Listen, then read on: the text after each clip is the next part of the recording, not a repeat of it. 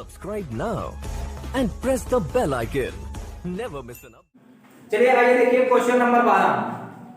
Question number 12 देखिए, ये जो है बॉड मास, देखिए इसीलिए मैं कह रहा हूं कि फर्स्ट सेमेस्टर में जो बॉड मास का नियम जो रूल आप लोग पढ़े थे वो अच्छे से प्रिपेयर करके जाना, ठीक है। क्योंकि बॉड मास में इस बार तो पूछे नहीं है और इस बार के वाले पेपर में जहां तक पूर्ण संभावना, चाहे 1 नंबर में चाहे 2 नंबर में, एक क्वेश्चन जरूर रहेगा बॉड मास से।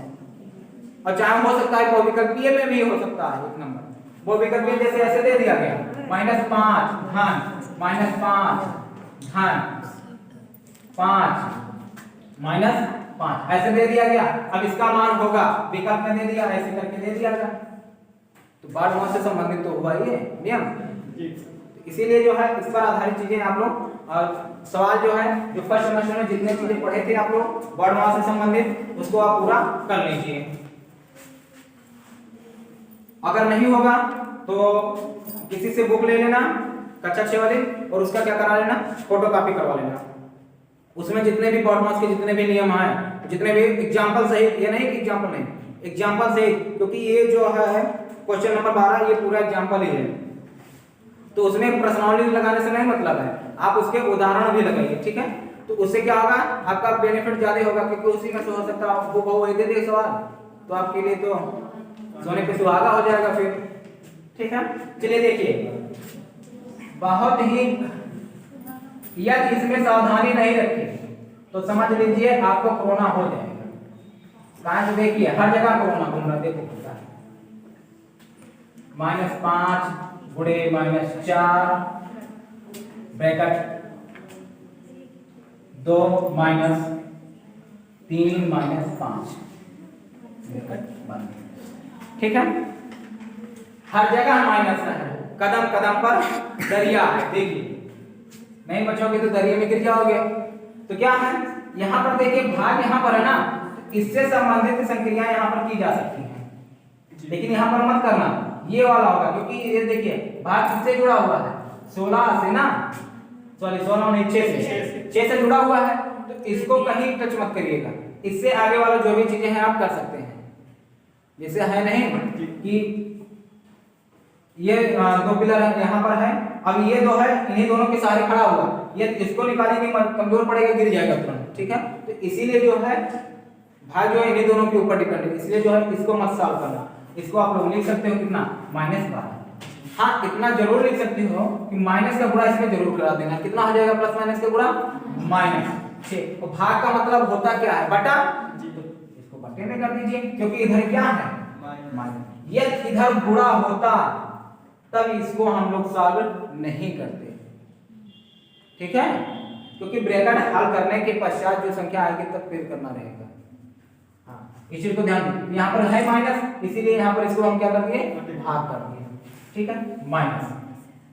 यहाँ पर गुणा करा दीजिए, तो 5 होके 20, समान चिन्हों का गुणा क्या होता है, प्लस, तो यहाँ पर कितना आ जाएगा, +20 माइनस, ठीक है, ब्रैकेट में 2। अब 5 में से 3 घटेगा, कितना आ जाएगा, -2 आएगा ना, क्योंकि यहाँ पर देखिए 5 बड़ा है तो 5 का चिन्ह लगेगा ना, तो 2 माइनस कितना आ गया, 2, ठीक है। अब देखिए माइनस माइनस क्या हो जाएगा, प्लस हो जाएगा, तो अब आगे लिखिए यहाँ पर। अच्छा, यहाँ पर सरल करिएगा, यहाँ पर भाग देंगे, कितना आ जाएगा, 3 लिख दिए, -20 -2 प्लस यहाँ पर कितना आ गया, 2। अभी इसके बाद करेंगे प्लस 4, ठीक है, -12 -3। अब इसको चलिए यहाँ पर जोड़ लीजिए, -12 -3 कितना हो जाएगा, -15। समान चिन्ह आपस में जुड़ेंगे, इस चीज को याद रखिएगा। अब ये सिस्टम आप छोड़ दीजिए, प्लस है माइनस है तो प्लस माइनस घटेंगे और माइनस माइनस जुड़ेंगे, ये अब पुरानी चीजें होंगी, नए टेक्निक से याद करो। विपरीत चिन्ह जहां भी रहेंगे वहां पर क्या होगा, घटाना, जोड़ घटाने की बात हो रही है, विपरीत चिन्ह आपस में घटेंगे और समान चिन्ह जुड़ेंगे। यदि 3 धन 4 कैसे कहा देते हैं कि जुड़ता है, क्योंकि समान चिन्ह है, यहाँ भी प्लस है यहाँ भी प्लस है, तो इसलिए क्या हो जाता है, जुड़ जाता है। लेकिन यहीं पर माइनस रहता है, ऊपर प्लस रहता है, कहते घट जाएगा, तो क्यों घट रहा है, क्योंकि विपरीत चिन्ह है, तो विपरीत चिन्ह आपस में घटेंगे, ठीक है। तो यहाँ पर कितना आ जाएगा, 15, ठीक है। और दोनों माइनस में है तो माइनस का चिन्ह यहीं लगा दो, ठीक है, माइनस। अब ये देखिए माइनस, और यहाँ पर कितना आ जाएगा, जोड़े के कितना आ जाएगा 4, और 4 जब बाहर आएगा तो कितना आ जाएगा -4 हो जाएगा, ठीक है। बात इतनी आई समझ में, डायरेक्टली कर दिया यहाँ पे। अब यहाँ पर -15, अच्छा अब इसको घटाएंगे कितना आ जाएगा 16 आ जाएगा, माइनस नहीं आएगा क्योंकि ये 20 बड़ा है ना, बड़े में से छोटे को घटा रहे तो कोई दिक्कत नहीं है। अब कितना आ जाएगा -15 और -16, और इन दोनों को जोड़े समान चिन्ह फिर हो गया ना, जोड़ जाएंगे कितना आ जाएगा -21, ठीक है। आया था ना सभी का यही, ठीक। चलिए देखिए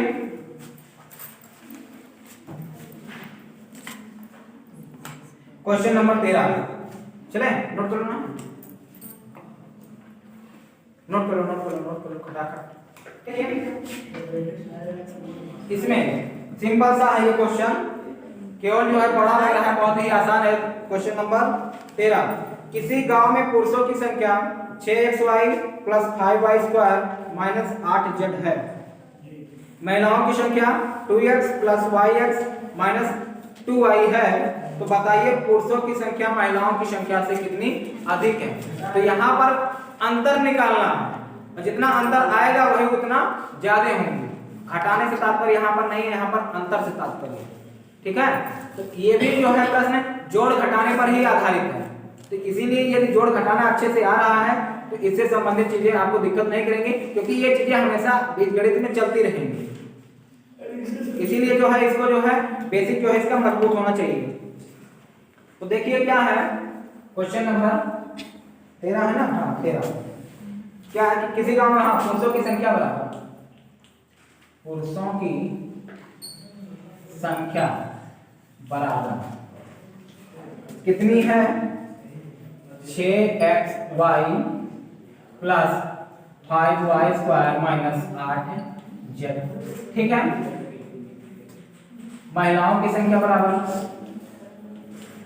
महिलाओं की संख्या बराबर कितनी है 2x +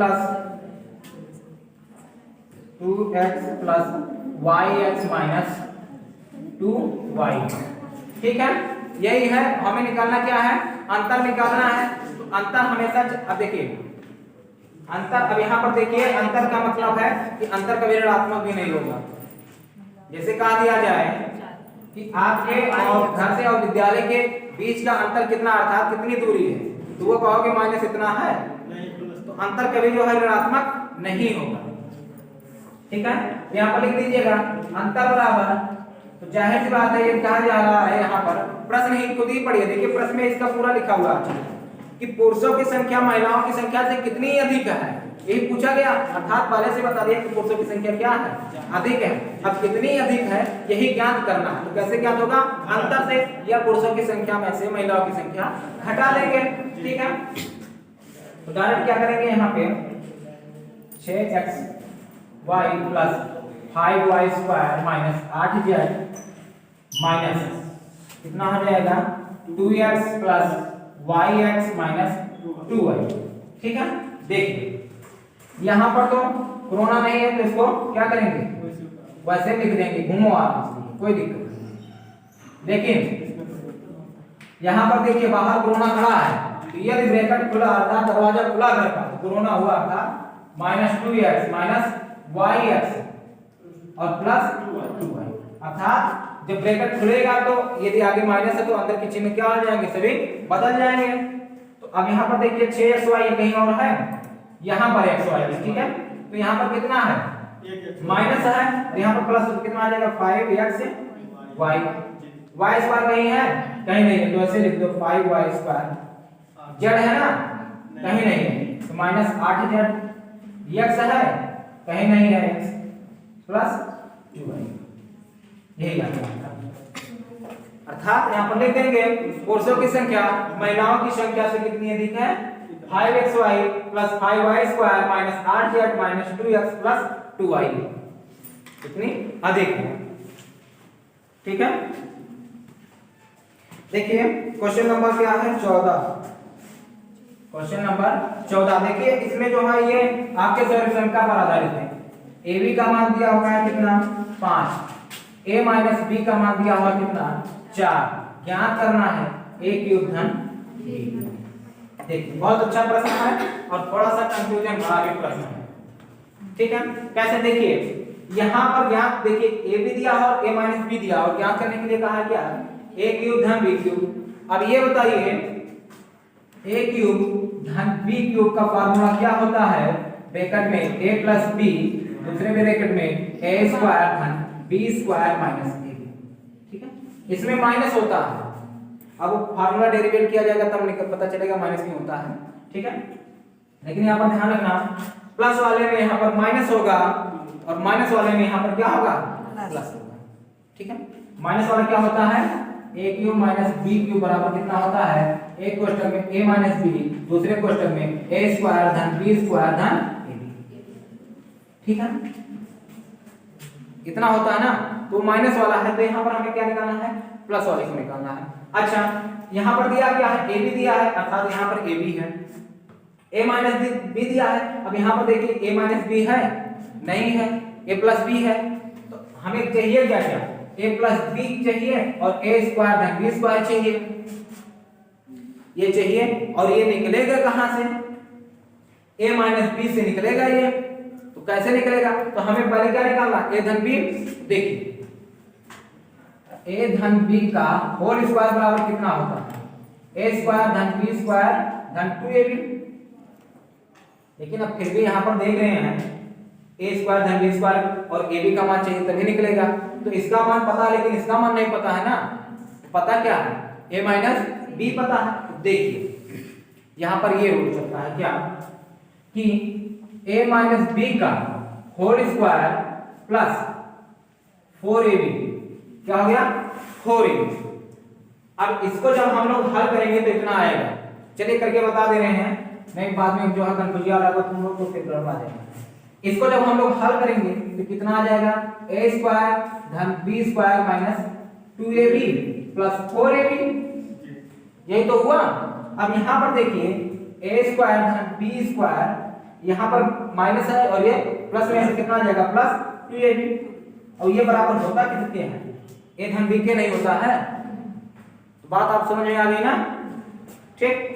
तो अब यहाँ पर हम लोग क्या करेंगे मान रख देंगे, सभी का मान क्या है हमें पता है, कितना कितना है a माइनस b का मान पता है कितना 4 का वर्ग धन 4 गुणे कितना है इसका मान 5, ठीक है। अच्छा इसका मान हमें ज्ञात ही करना है तो इसको साथ में लेकर चलिए क्योंकि इसी को तो ज्ञात करना है। अब इसको सरल करेंगे हम लोग तो a प्लस b का होल स्क्वायर बराबर, इसको सरल करेंगे कितना आ जाएगा 16 और यहाँ पर 20, कितना आ जाएगा a धन b का होल स्क्वायर बराबर कितना आ जाएगा 36, कितना आ जाएगा 36, या a धन b बराबर कितना आ जाएगा अंडर रूट में 36, या a धन b बराबर कितना आ गया 6। इतना समझ में आ गया ना, मान रखते जा रहे हैं क्या कुछ नहीं कर रहे हैं, मान रखते चले जा रहे हैं। a माइनस b का मान दिया है 4 और ab का मान दिया हुआ है यहाँ पर कितना 5, तो इससे क्या निकल गया हमारा a धन b निकल आया, अर्थात इसका मान हमें ज्ञात हो गया। अब हमें ज्ञात क्या करना है a स्क्वायर धन b स्क्वायर ज्ञात करना है। तो अब तो इसी वाले इसमें भी देखो इस फार्मूले को जब हम लोग जो है यहाँ पर देखिए, मेन बात है जितने भी जो मुख्य फार्मूले हैं सॉरी समकालिक उसको याद रहेंगे तभी याद हो पाए चल पाएगा। जैसे यदि हम यहाँ पर a धन b का होल स्क्वायर बराबर लिखते क्या है a स्क्वायर धन b स्क्वायर धन 2ab, यहाँ पर a भी मिल गया ना हमें, a धन b भी पता हो गया और a माइनस ab भी पता है, तो इसी में रख के निकाल लीजिए या a माइनस b वाले में रखेंगे तब भी आएगा, दोनों में से कहीं से निकालो। तो चलिए यहीं पर रख देते हैं, इसका मान कितना आया 6 आया है ना, 6 रख दिए, 6 का वर्ग बराबर, इसको हमें क्या करना है तो इसका मान तो रखेंगे नहीं धन, इसको क्या करेंगे 2 गुणे कितना है तुम्हारा 5, ठीक है। इसका मान कितना आ गया 36 और a स्क्वायर धन b स्क्वायर बराबर और धन ये कितना हो गया 10, ठीक है। अब इसको इधर लाएंगे तो कितना हो जाएगा 36 माइनस 10 बराबर a स्क्वायर धन b स्क्वायर, कितना आ गया 26। तो a स्क्वायर धन b स्क्वायर का मान कितना आ गया? 26 आ गया ना। अब इस वाले फार्मूले में रख देंगे तो आ जाएगा ना, इस वाले फार्मूले में रख देंगे तो आ जाएगा। ठीक, देखो अब यहाँ पर क्या करना है हमें, इसी वाले फार्मूले हमें रखना। चलिए यहीं पर इसको गायब कर दे रहे हैं। ठीक है, क्या ज्ञात करना है? a क्यूब धन b क्यूब। अच्छा ये बराबर देखिए यहाँ पर फार्मूला लिखे हुए हैं क्या? a धन b दूसरे ब्रैकेट में a स्क्वायर धन b स्क्वायर माइनस a। ठीक है, मान रख दीजिए। a का मान कितना आया है? 6। ठीक है, a धन b स्क्वायर का मान कितना आया होगा यहाँ पे? 26 माइनस ab का मान कितना है? 5। तो 6 को 26 में से 5 घटाएंगे कितना आ जाएगा? 21। और जब इसमें गुणा कराएंगे कितना आ जाएगा? 6 नया 12 126। ठीक है, नोट कर लीजिए। और ये क्वेश्चन जो है इंपॉर्टेंट भी है। इंपॉर्टेंट इसलिए है क्योंकि फार्मूला में जब हम लोग करते हैं तो a धन b आता है और a धन b मालूम कहां से पड़ेगा? हालांकि हम जो है a माइनस b से जो है a स्क्वायर धन b स्क्वायर का मान निकाल लेंगे, लेकिन a धन b कहां से पता होगा? इसीलिए जो है इस वाले फार्मूले के। चलिए आइए देखिए 15वां नंबर क्वेश्चन। क्रमागत संख्याओं पर आधारित ये का जो पेपर आउट है काहे से क्रमागत संख्या पर आधारित प्रश्न नहीं पूछा गया है और हर साल पूछा जाता था, इस बार नहीं पूछा गया इसमें। तो अब की बार चांस बन सकता है, तो कम से कम इसी डर से कम 1 नंबर तो पक्का कर लो। ठीक है, तो पहले समझ लेते हैं क्रमागत संख्या किसे कहते हैं, फिर इस पर आते हैं हम लोग। ठीक है, देखिए क्रमागत का मतलब होता है 1 2 3 4 5 ऐसे क्रम से लगातार आना, बीच में जो है किसी भी अंक का इधर उधर गायब मत होना। ठीक है, वो सम संख्या का भी हो सकता है, विषम संख्या का भी हो सकता है और प्राकृतिक संख्या का भी हो सकता है, कुछ भी हो सकता है। तो यदि हम बात करते हैं किसके बीच में, यदि इसके बीच में क्रमागत संख्याओं के बीच में अंतर की बात होती है तो कितनी होती है? 2 क्रमागत संख्याओं के बीच का अंतर कितना होता है? 1। अर्थात यदि इसी अंतर को इस संख्या में जोड़ते चले जाए तो हमें जो है उसकी अगली क्रमागत संख्या मिलती चली जाएगी। जैसे मान लेते हैं एक संख्या 1 है, इसकी अगली 2 क्रमागत संख्या 3 क्रमागत संख्या चाहिए तो 1 जोड़ते चले जाइए। जैसे 1 तो मिल गया हमें, इसके आगे हमें 2 चाहिए, तो क्या करेंगे? 1 में 1 जोड़ेंगे कितना आ जाएगा? 2 आ जाएगा। ठीक है, 1 मिल गया 2 मिल गया, अभी 1 और चाहिए ना, तो अब 2 में फिर क्या करेंगे? 1 जोड़ेंगे कितना मिल जाएगा? 3। तो इसमें हम लोग जोड़ कितना रहे हैं? 1 जोड़ रहे हैं ना, और 1 है क्या? अंतर है ना। ऐसे यदि यहाँ पर x होता, एक संख्या मान लेते क्या होता? x, तो अगली संख्या क्या होती? x plus 1। तो x प्लस 1 में जो x प्लस 1 करते तो अगली संख्या मिलती क्या? x प्लस 1 ही तो मिलेगी।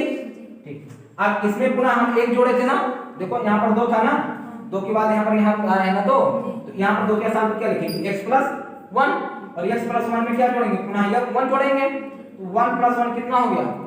2 हो गया ना, अर्थात x प्लस 2। तो एक संख्या क्या मिल गई? x, दूसरी संख्या x प्लस 1 और तीसरी संख्या x प्लस 2। ठीक है, अब यही करके क्या करना है? इसमें रख देना है। कैसे क्या कर रहा है?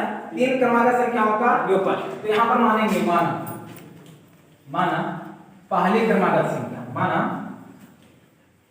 पहली क्रमागत संख्या बराबर x। ठीक है, कितना हो गया? x। दूसरी क्रमागत संख्या बराबर कितनी हो जाएगी? इसमें अंतर जोड़ देंगे 1, x प्लस 1। तीसरी क्रमागत संख्या बराबर x प्लस 2। ठीक है, अच्छा अब चलिए क्या आ जाते हैं हम लोग प्रश्नानुसार। अर्थात प्रश्नानुसार क्या कह रहा है कि इन तीनों का योगफल कितना है? 87। कितना है? 87। x प्लस, अब इसको ब्रैकेट में करिए तो और सही रहेगा, पता चल जाएगा कि हम क्या जोड़ रहे हैं? x plus 2 plus x plus 1 x plus 2 बराबर कितना हो गया?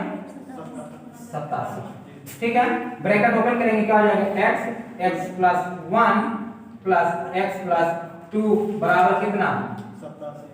87 हो गया। अब कितना है? x कितना हो गया? 3x और 1 और 2 कितना हो गया? ये बराबर कितना हो गया? या 3x बराबर कितना हो जाएगा 87 माइनस 3 या 3x बराबर कितना आ गया 84 या x बराबर कितना आ जाएगा 84/3 तो x का मान आ कितना गया 28 कितना आ गया 28। अब सभी संख्याएं ज्ञात करनी है हमें 28 मिल गई अगली संख्या क्या हो जाएगी दूसरी संख्या यहीं पर रख दीजिए 28 जाने कितना आ गया 29 अगली संख्या कितनी आ गई यहाँ पर लिख सकते हैं हम लोग संख्याएं बराबर क्रमागत है क्रमागत 3 लिख दीजिए 28 29 30 ठीक है। ऐसे वहां पर भी हल करना है मान के हाँ बस इतना हो सकता है कि सम संख्या का योगफल आ सकता है या विषम संख्या का योगफल आ सकता है। तो मान लेंगे पहले क्रमागत सम संख्या x है तो अगले क्रमागत संख्या क्या हो जाएगी x + 2 हो जाएगी क्योंकि उसका अंतर कितना है 2 है तो अंतर को जोड़ देंगे ठीक है। हालांकि मानते लोग क्या है 2x और 2x एक संख्या में अगली संख्या 2x + 2 मानते हैं ठीक है। फिर इसके बाद 2x + 4 मानते हैं इससे हल करोगे तब भी वही आएगा और वैसे हल करोगे तब भी वही आएगा तो कंफ्यूज ना हो इसीलिए वही एक ही फार्मूला करेंगे। यदि हम यहाँ पर 2 कॉमन लेंगे तो x + 1 ही तो आएगा सिंपल सी बात है तो हमेशा आएगा वही विषम का भी आ सकता है सम विषम कुछ भी आ सकता है उससे फार्मूला एक ही रहेगा सम हो चाहे विषम हो उसमें जो क्रमागत संख्या मानेंगे x अगली क्रमागत संख्या x + 2 अगली क्रमागत संख्या x + 4 अगली क्रमागत संख्या x + 6 अभी का चाहे सम में प्रयोग करो और चाहे विषम में प्रयोग करो दोनों में यही सूत्र चलेगा ठीक है। चले आइए देखिए क्वेश्चन नंबर 16 देखिए 16 वाला क्वेश्चन क्या कह रहा है कि 81 वर्ग मीटर क्षेत्र वाले फर्श को ढकने के लिए 90 सेंटीमीटर भुजा वाली कितनी वर्गाकार टाइलों की आवश्यकता होगी। यहाँ पर 90 सेंटीमीटर भुजा वाली वर्गाकार टाइल्स चाहिए और यहाँ पर फर्श का क्षेत्रफल पहले ही निकाल के दे दिया है।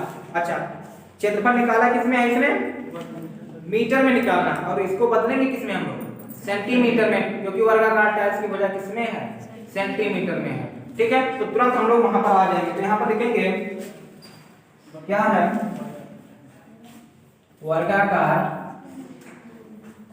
फर्श का क्षेत्रफल बराबर 81 वर्ग मीटर कितना है वर्ग मीटर या 81 गुणे और वर्ग मीटर है ना 1 मीटर में कितना सेंटीमीटर होता है 100 और यहाँ पर कितना सेंटीमीटर मीटर 2 मीटर है ना 2 बार सेंटीमीटर का गुणा होगा अर्थात 100 गुणे 100 वर्ग सेंटीमीटर लिख देंगे क्या लिख देंगे वर्ग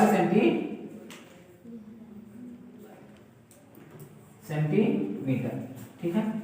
ऐसे इसको रहने देंगे बाद में क्या होगा सरलता होगी काटने में ठीक है। अब देखिए क्या है वर्गाकार टाइल्स की भुजा देखिए यहाँ पर लिख दीजिए वर्गाकार टाइल की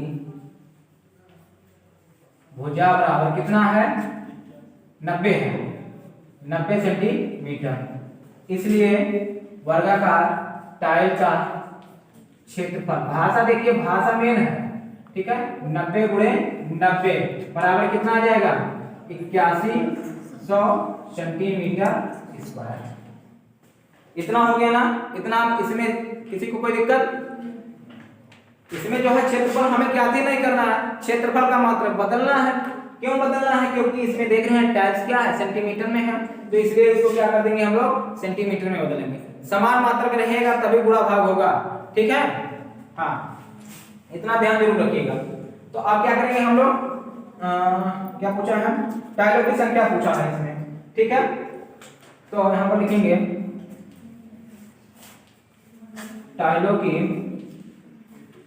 संख्या बराबर क्या हो जाएगा वर्गाकार फर्श का क्षेत्रफल वर्गाकार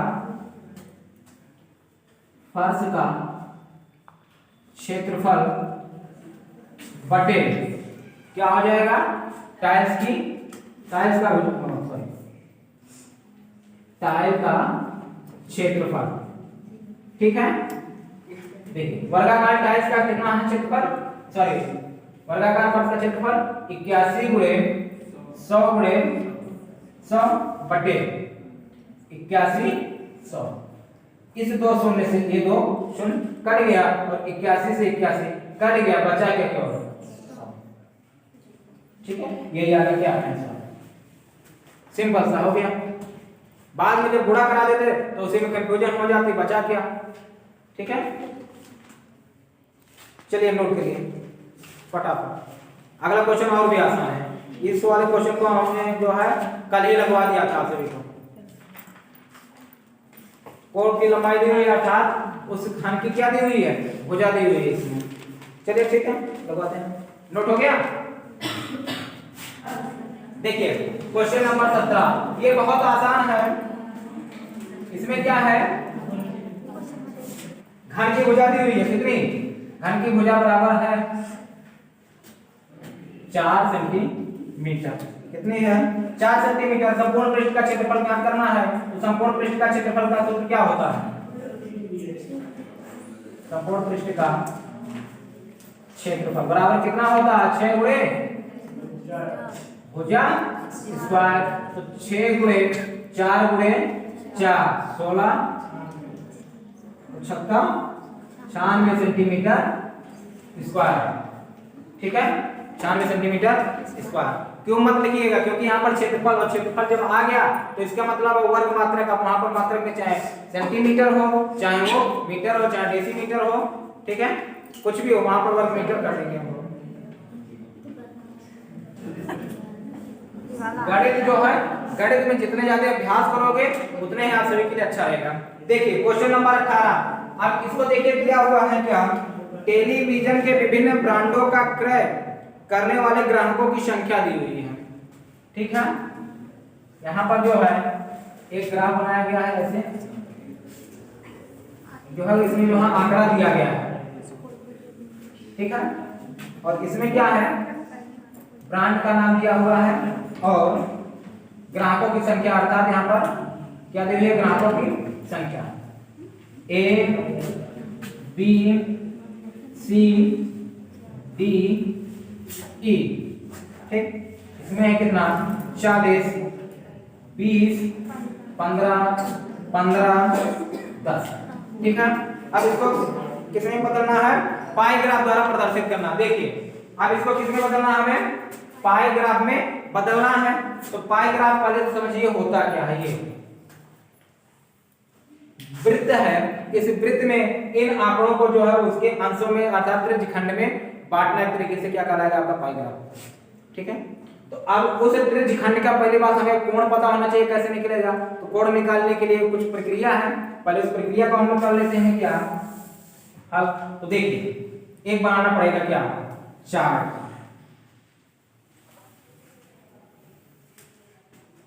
यहां पर लिखेंगे क्या, ब्रांड का नाम। ठीक है, ग्राहकों की संख्या, और यहां पर त्रिज्यखंड पर बना, त्रिज्यखंड का कोण, त्रिज्यखंड का कोण। ठीक है, देखिए कैसे क्या करना है। ब्रांड क्या है, ए का कितना है 40, बी का कितना है 20, सी का है 15, डी का भी है कितना 15 और ई का कितना है 10। ठीक है, चलिए अब जोड़ डालिए कितने ग्राहक हुए। तो जोड़ेंगे कितना आ जाएगा, ये 60 60 30 90 10 100। ठीक है, तो योगफल अर्थात ग्राहकों की संख्या कितनी आ गई, कुल कितने ग्राहक हो गए 100। देखिए अब यहां में से 100 में से कितने ग्राहक एक ब्रांड को खरीद रहे हैं, 40। तो 40 खरीद रहे हैं किसमें में से, 100 में से। और कोण का मतलब इसके जो है एक वृत्त बना हुआ तो उसका जो है पूरा कोण कितना होगा 360 का गुणे 360 अंश। ठीक है, इसको जब हम लोग डिवाइड करेंगे तो यहाँ पर रफ के रूप में इसको डिवाइड कर दें। देखिए यहाँ पर क्या हो जाएगा, कैंसिल हो जाएगा, बचेगा कितना 4 6 24 4 3 12 2 14 144। ठीक है, अच्छा, इसका सूत्र यहां पर लिख लीजिएगा, क्या? त्रिज्यखंड का कोण बराबर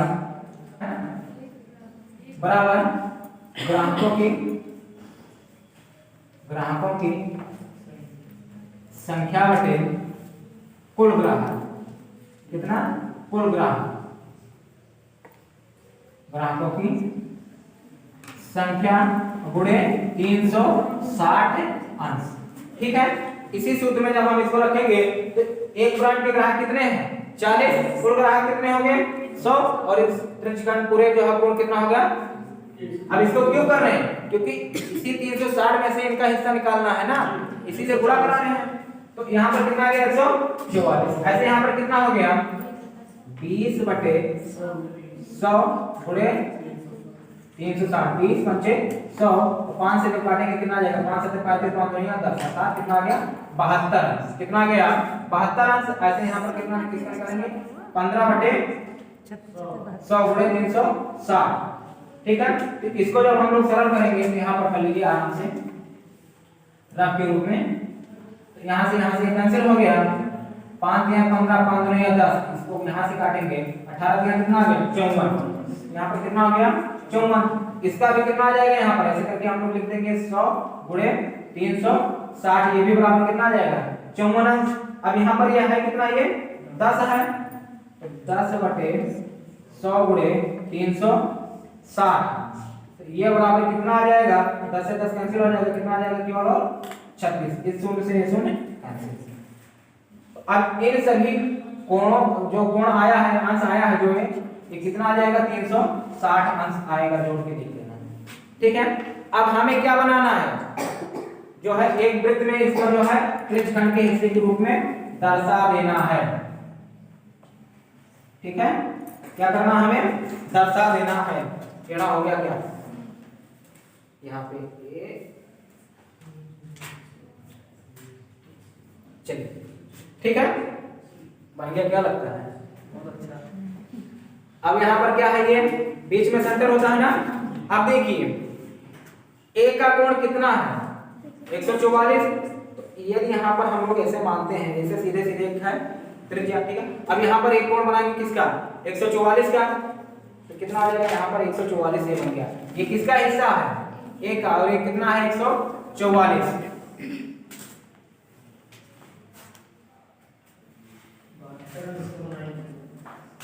अब जो है यहीं पर रख के 72 अंश का बनाएंगे तो कितना आ जाएगा? ये कहानी मतलब अपने हिसाब से दर्शा देना। वहां जो है लकड़ा प्रकार की सहायता से मत जारी करना, बस अपने हिसाब से उसको बांट देना।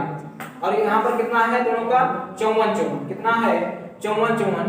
तो यहाँ पर 54 अंश, यहाँ पर भी 54 अंश, और ये कितना है? 36 अंश। पाई ग्राफ द्वारा ये प्रदर्शित हो गया। ठीक, तो यदि इस पर आधारित आता है तो पहले इस ग्राफ को बना लेना। ये जो चार्ट है, ये जो चार्ट है, इस चार्ट को बनाना, और चार्ट में जो है ये सूत्र कैसे लगाए हो, इसका सूत्र जरूर वहां पर इस चार्ट के नीचे लिख देना। फिर उसके बाद जो है लंगड़ा प्रकार की सहायता से, या वहां पर लंगड़ा प्रकार यदि उपलब्ध नहीं है तो थोड़ा सा पेंसिल की सहायता से थोड़ा सही सा गोला बना के उसके हिस्से को दिखा देना। ठीक है, पाई ग्राफ द्वारा क्या हो जाएगा? ये प्रदर्शित हो जाएगा।